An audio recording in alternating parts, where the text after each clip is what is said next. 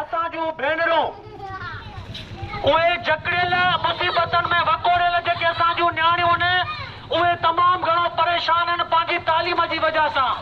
तालीम सही नमूने सां पिराए नथियूं सघनि ऐं जॾहिं स्कूलनि तरफ़ वञनि थियूं, कॉलेजनि तरफ़ वञनि थियूं त रोडनि रस्तनि ते कुझु अहिड़ा नौजवान वेठा आहिनि जेके उनखे ख़राब नज़रुनि सां ॾिसंदा आहिनि। उन ख़राब नज़रुनि जी वजह सां पोइ उहा असांजी न्याणी, असांजी भेण स्कूल या कॉलेज न वञी सघंदी आहे। ख़ुदारा न्याणियुनि खे रस्तो ॾियो, न्याणियूं पढ़नि, उनखे ख़राब नज़रुनि सां न ॾिसो। जहिड़ी करणी तहिड़ी भरणी। हिन समाज में सुठो माण्हू बि आहे, ख़राब माण्हू बि आहे, पर जेका भेण सुठे माण्हूअ वटि आहे उहा ख़राब माण्हू वटि बि आहे। अलाह जी लठ बे आवाज़ आहे, जहिड़ी करणी तहिड़ी भरणी।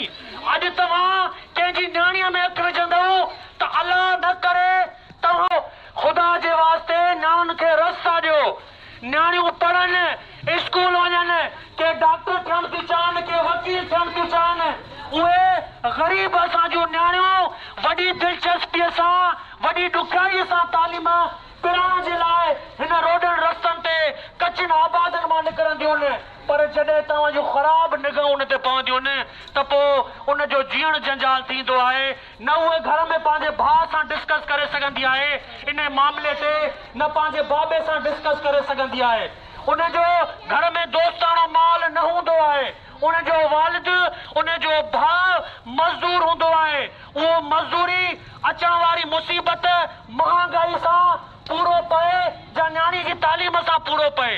इन जे लाइ दोस्तो मां सम्झां थो त जहिड़ी करणी तहिड़ी भरणी। अॼु अगरि तव्हां कंहिंजी न्याणी ते अखि विझंदव त सुभाणे तव्हांजी न्याणी ते बि कोई अखि विझंदो। जेको तालीम जो बंदि थी चुको आहे उहो इहो ई आहे त न्याणियुनि जो इहो ई चवणु आहे त असां जॾहिं स्कूल ऐं कॉलेज में वेंदियूं आहियूं त कुझु छोकिरा, कुझु नौजवान असांजे रस्ते ते बीही असांखे ख़राब नज़रूं विझंदा आहिनि।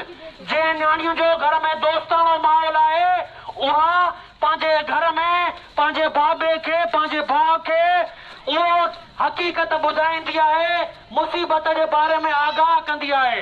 पर जंहिंजे घर में दोस्ताणो माहौल न आहे उहा न्याणी तमामु घणी परेशान आहे। उनजी असल वॾे में वॾी वजह जेकी आहे उहा नौजवान आहिनि जेके रोडनि रस्तनि ते वेही उन्हनि खे ख़राब नज़रूं विझंदा आहिनि, उनखे ख़राब नज़रुनि सां ॾिसंदा आहिनि।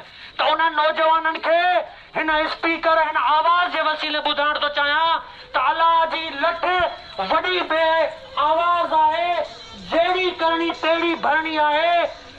उन्हनि माण्हुनि खे बि न्याणियूं भेनरूं आहिनि ऐं ख़राब माण्हू जेको आहे उनखे बि न्याणियूं भेनरूं आहिनि।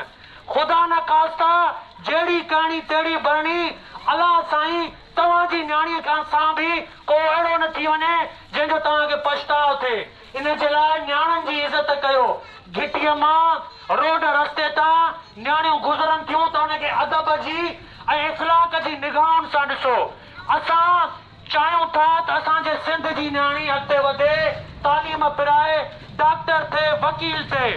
पर हिन जेको सबबु आहे वॾे में वॾो, जेके नौजवान न्याणियुनि खे तंग कनि था, जेके रस्ता रोक कनि था, उनजी वजह सां न्याणी तालीम पिराए नथी सघे।